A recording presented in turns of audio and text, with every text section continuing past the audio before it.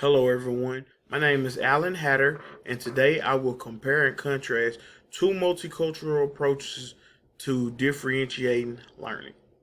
The two type of approaches that I want to compare today are teachers letting students see a positive portrayal of their racial and ethnic groups in the curriculum, and students not seeing any portrayal of their racial and ethnic group in the curriculum at school.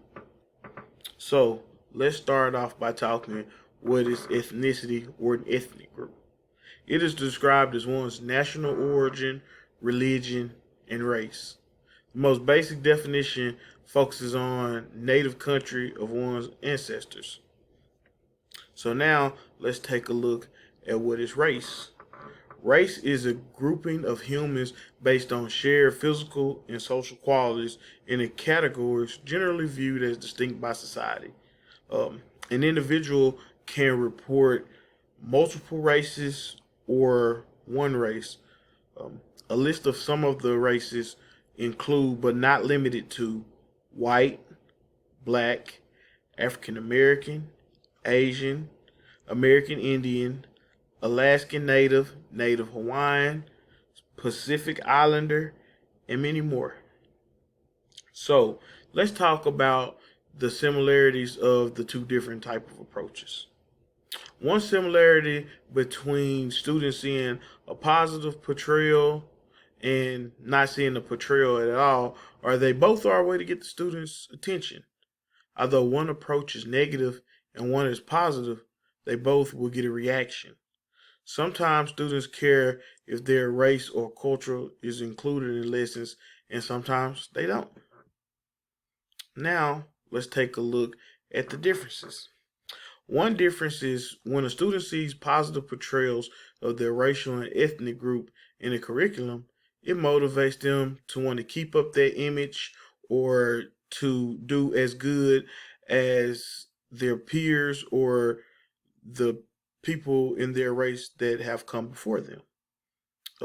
It can also make the students believe that a standard has been set and they should keep up or exceed that standard.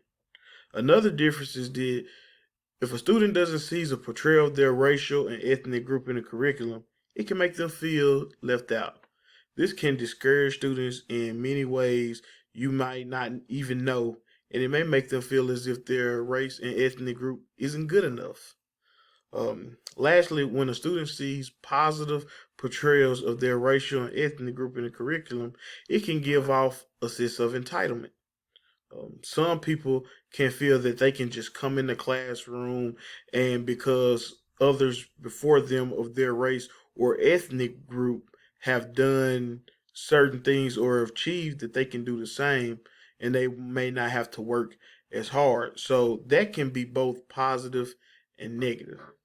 So, in conclusion, I believe there are many ways or multicultural approaches to differentiating learning. In my opinion, one of the best ways is for teachers to let students see positive portrayals of their racial and ethnic group in the curriculum.